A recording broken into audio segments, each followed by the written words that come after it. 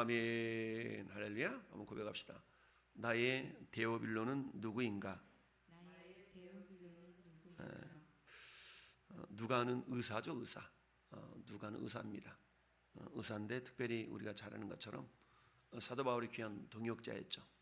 사도 바울이 마지막 감옥에서 순교할 때에도 함께했던 그런 사람이 누가입니다.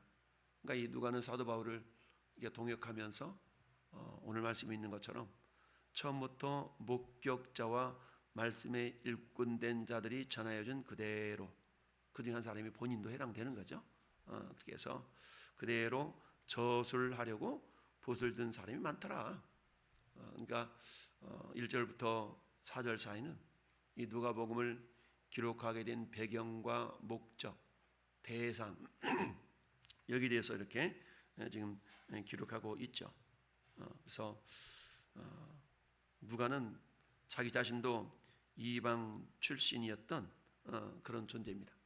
그러면서 예수 그리스도를 통해서 구원받고 하나님의 자녀요 예수 그리스도의 귀한 그런 동역자가 된 사람이 누가죠. 그래서 우리가 보통 우리 복음서를 사복음서라고 말하고 마태, 마가, 누가복음을 공관복음, 공통적인 관점으로 서술한 복음서 이렇게 얘기하죠.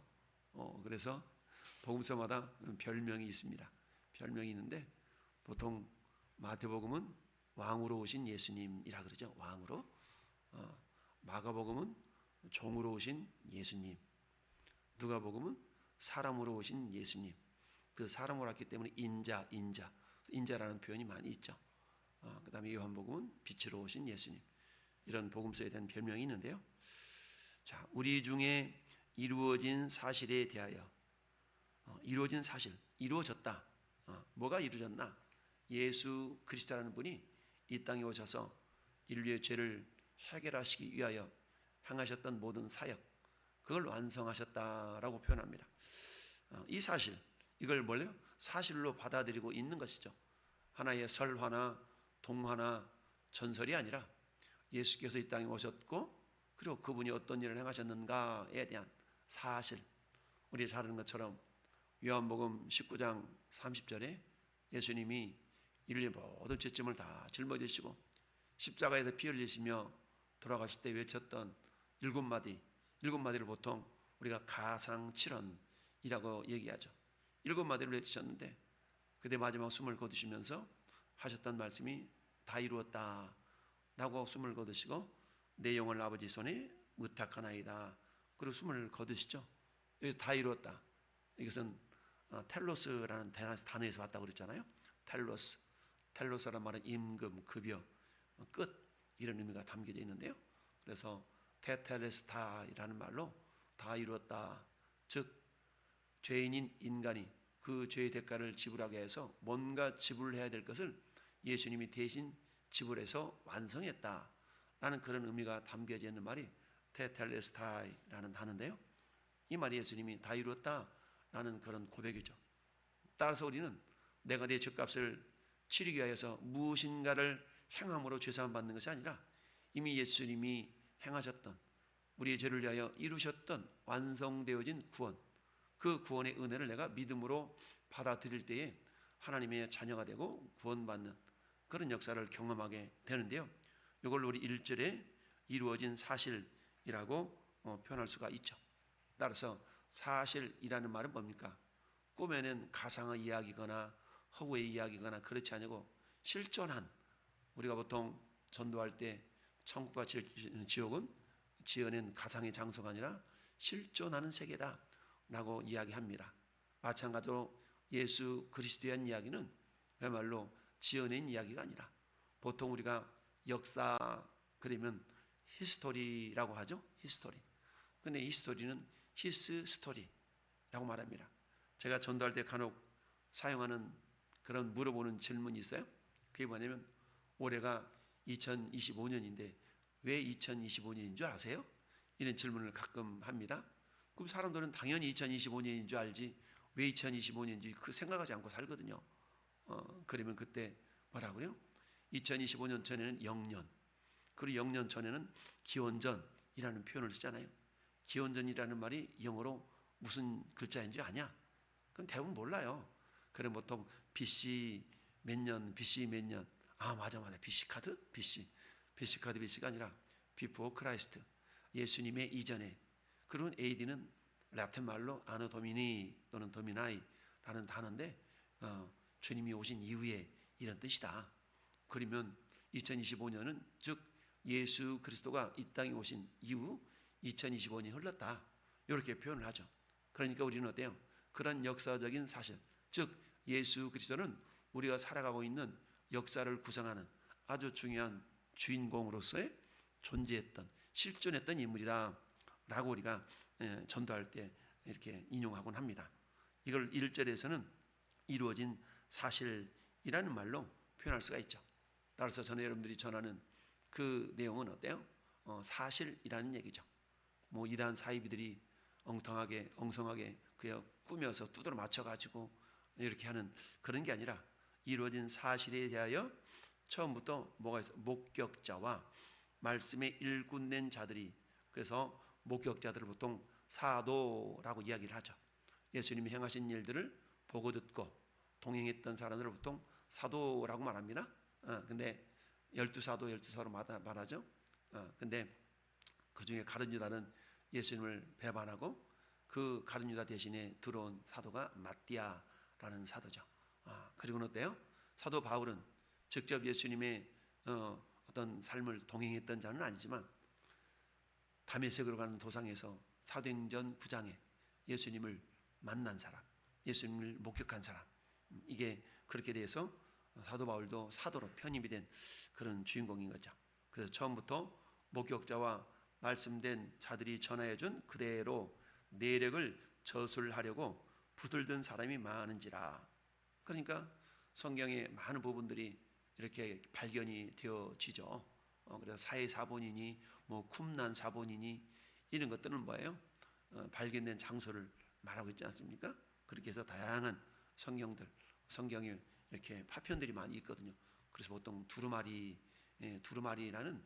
그런 어떤 양피지, 양 가죽을 이렇게 해서 거기에다 기록된 그런 성경들을 이렇게 모아서 결국은 중첩되지 아니하고 아주 이런 공통적인 그런 내용을 이렇게 추려서 지금 우리의 성경이 완성이 되어져 있는데요.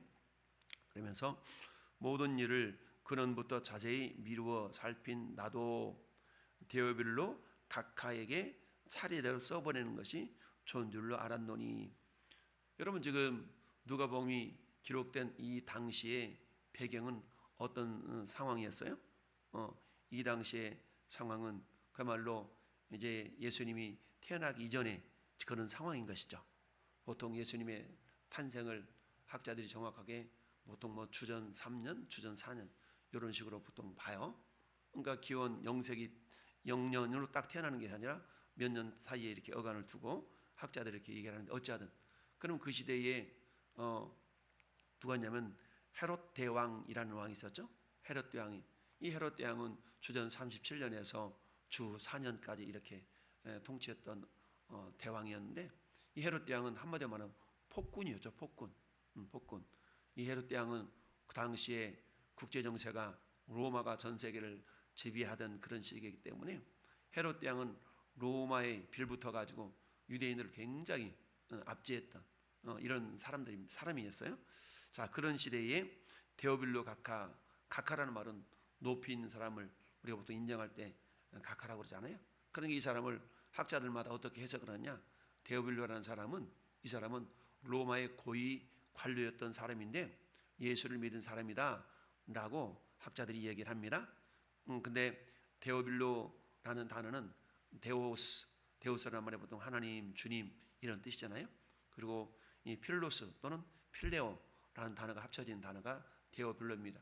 따라서 이 사람의 이름의 뜻을 우리 해석한다 그러면 하나님의 친구, 주님의 친구 또는 하나님이 사랑하시는 자 또는 하나님의 사랑을 받는 자라는 말로 해석할 수가 있습니다. 따라서 데오빌로 각하에게 차례대로 써 보내는 것이 좋은 줄 알았노니. 그러니까 누가복음의 1차 수신자는 데오빌로라는 사람이죠. 근데 이 데오빌로는 보니까 어떤 사람이었다고요? 로마의 관료였다가 예수님을 믿고 전향한 사람, 그런 그리스도인이었다는 얘기죠.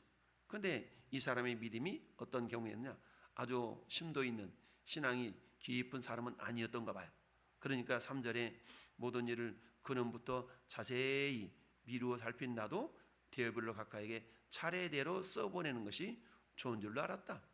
즉 이미 이루어진 사건, 이루어진 사실이 뭐였어요? 예수 그리스도께서 어떤 분이시고 이분이 이 땅에 오셔서 무엇을 하셨고 어떻게 죽으셨고 어떻게 다시 오실 것이다 라는 것을 자세히 서술하여 알려줌으로 말미암아서 데오빌로라는 사람이 1차적으로 그 사람의 신앙을 견고하게 세워주는 그 역할을 하도록 기록된 것이 누가복음이다. 2차적으로는 어때요? 모든 믿는 자들이죠. 그리고는 어떻습니까? 그 모든 믿는 자를 통하여서 정말 믿음이 견고하게 세움받기 위한 그런 목적으로 기록된 것. 그 가운데 누가복음의 명칭이 뭐라고 그랬어요? 인자로 오신 예수님이라 그랬죠. 사람으로 오셔서 그 말로 인간의 모습으로 오셔 이 땅에 이루셨던 그 완성하신 그 구원의 내용을 자세하게 서술해 주기 위해서 기록했다라는 얘기입니다. 그래서 이는 각하가 알고 있는 바를 더 확실하게 하려 함이로다. 따라서 저는 여러분들은 성경이라는 이 방대한 책을 우리가 어때요? 한 번 읽는다고 다 아는 것이 아니죠. 그냥 평생토록 주님 부르실 그날까지 우리는 배우고 익히고 가르치고 배우고 익히고 가르치고. 그래서 가끔 말씀드리는 것처럼 우리는 말씀에 대해서 성경에 대해서 배우는 자이거든 아니면 또는 가르치는 자이거든 둘 중에 하나의 위치 항상 있어야 된다라고 그랬어요. 학교 선생님들이 실력이 느는 이유는 왜 그랬다고 그랬어요?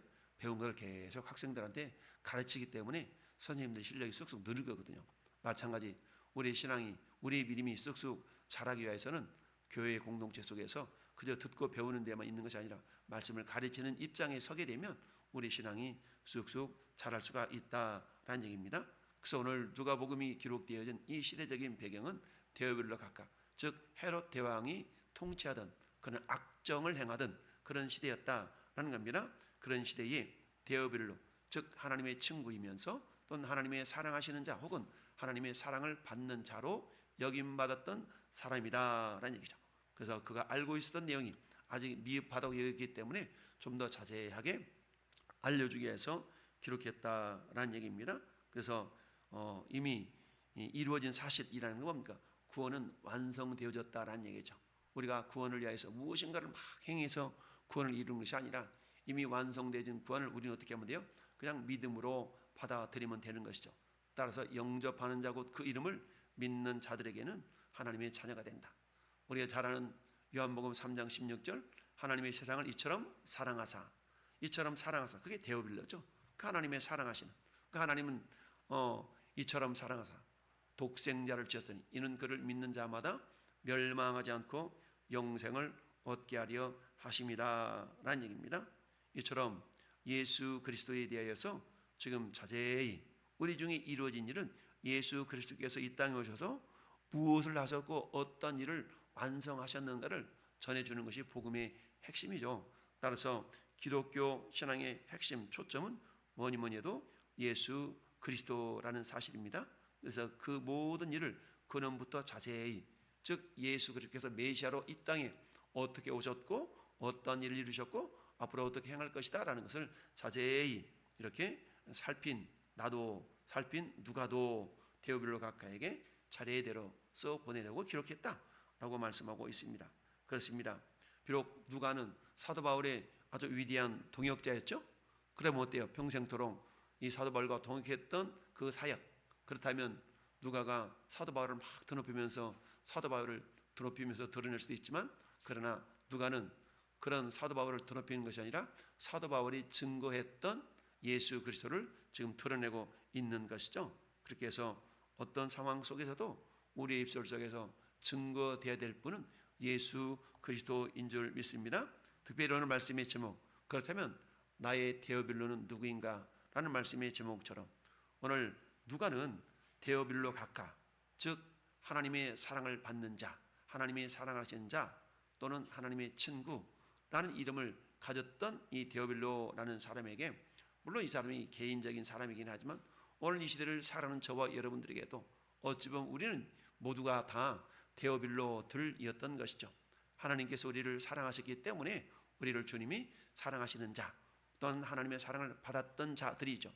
다만 모든 사람들이 하나님이 모든 사람을 사랑하시지만 그 사랑을 깨닫고 돌아오는 자가 있고, 하나님 무슨 나를 사랑해? 라고 저 여전히 영적인 문둥병자들처럼 감각이 없어서 하나님의 사랑을 알지 못하는 자들이 있을 따름이죠. 그러나 어때요? 먼저 데오빌로 되었던 우리들에게 구원의 복음이 증거되어줌으로 말미암아 구원받은 저와 여러분들이 해야 될 사명이 뭡니까? 우리는 또 다른 데오빌로를 발견하고 그에게 오늘 말씀에 있는 것처럼 자세히 차례대로 내가 알고 경험한 그 복음을 전해줄 수 있는 사명들이 우리에게 있는 줄 압니다. 따라서 10월 한 달 동안에 우리가 해야 될 일은 뭡니까? 우리는 나의 데오빌로는 누구인가?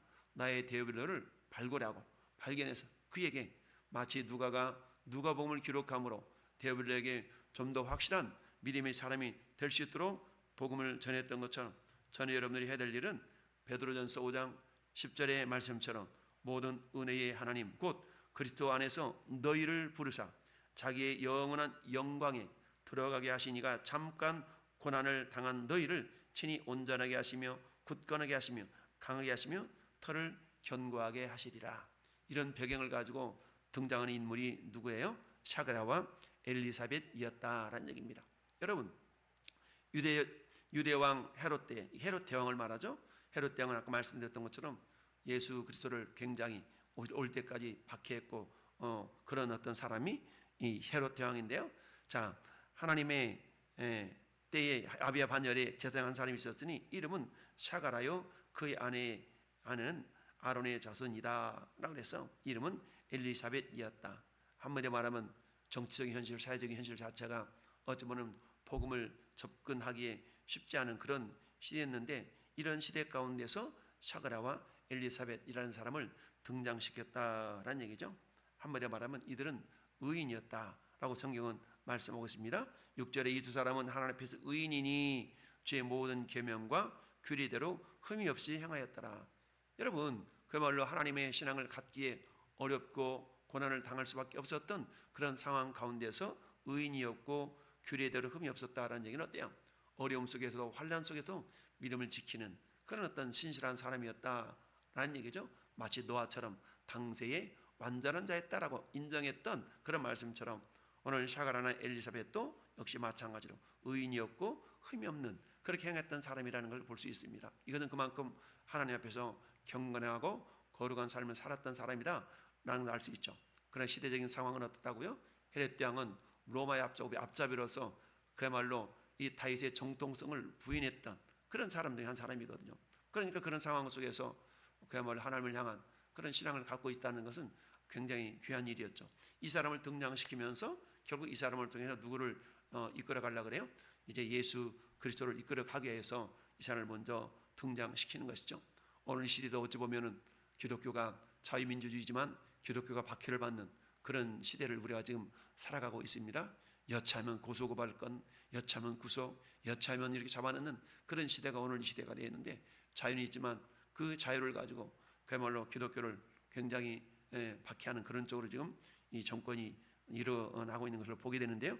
이에 대해 우리가 많이 기도를 해야 될 것 같고, 어쨌든 10월 한 달 동안 우리에게 귀한 기회들을 주셨는데, 오늘 나에게 데오빌로는 누구인가? 나의 데오빌로, 즉 나를 통하여서 자세히 복음을 증거해야 될 데오빌로는 누구인가를 우리가 기도하면서 하나님 나를 통하여 그 영혼이 주께로 돌아오도록 우리 하나님께서 구원해야 될 영혼들이 분명히 있는 줄 압니다. 그 영혼들을 위하여 우리가 기도하고 그에게 복음을 증거함으로 그 영혼이 주 앞에 서는 그날에 내가 당신 때문에 이 귀한 복된 천국에 왔노라 라고 고백하며 영광 돌리는 복된 삶이 될 수 있기를 예수님의 이름으로 축원합니다. 아멘.